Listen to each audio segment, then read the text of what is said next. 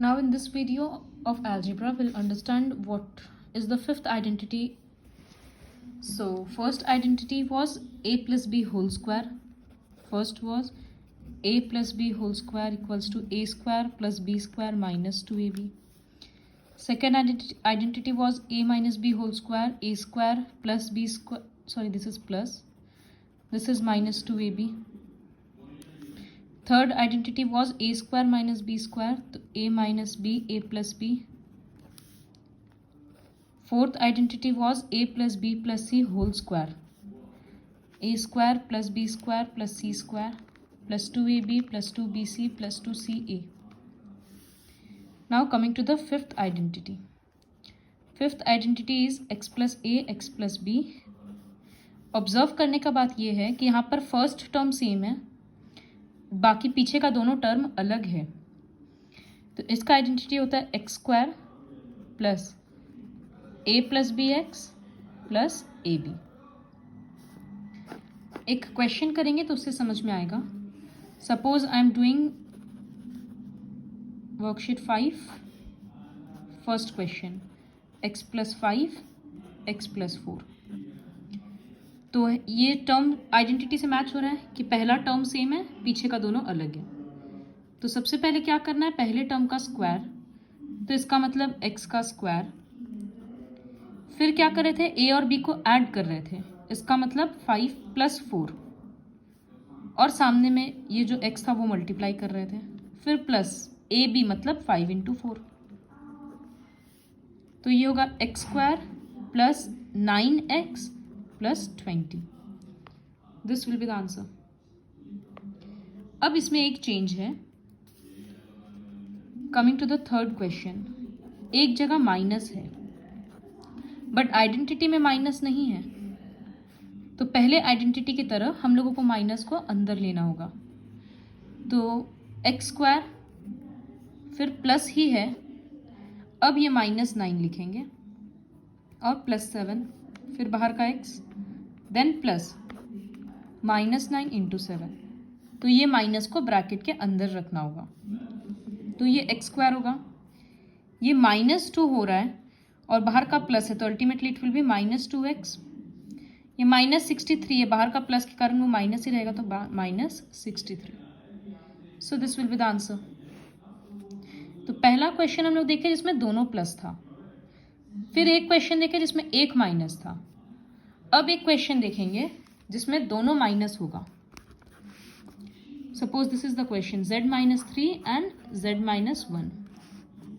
तो आइडेंटिटी के अकॉर्डिंग पहले तो स्क्वायर होगा तो z स्क्वायर, फिर प्लस ही देना है, माइनस अंदर लेंगे तो ये -3 -1. फॉर्मूला क्या है, a प्लस b. लेकिन अगर a के बदले -3 लिखेंगे फिर प्लस लिखेंगे और b के बदले -1, तो प्लस माइनस तो माइनस ही होगा ना. इस वजह से डायरेक्टली -3 -1 लिख दिया.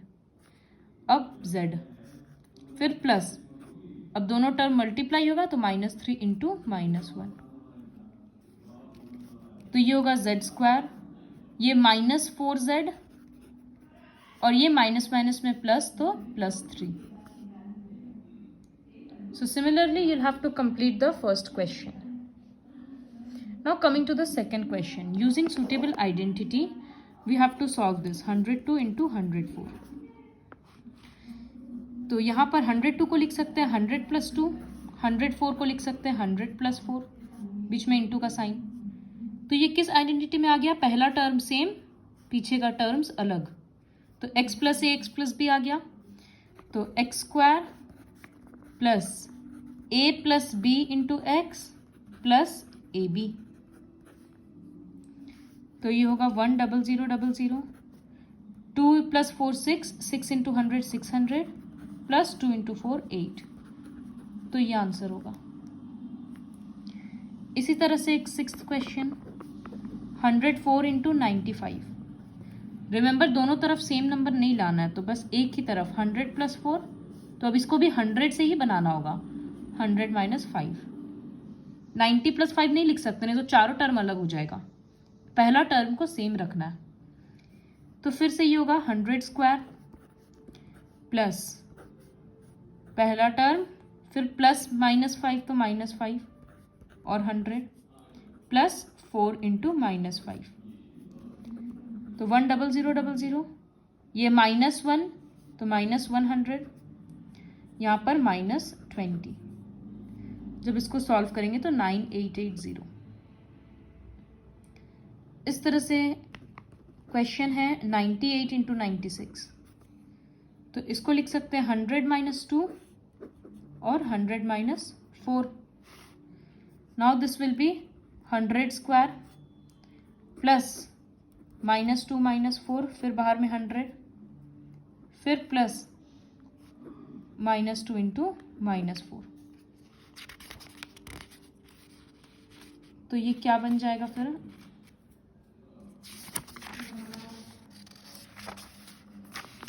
दिस विल बी 10000, -2 - 4 -600 बन जाएगा, और -2 इंटू -4 +8 बन जाएगा। सो ये सब्ट्रैक्ट और ये add 9408। Like this you'll have to complete the second question.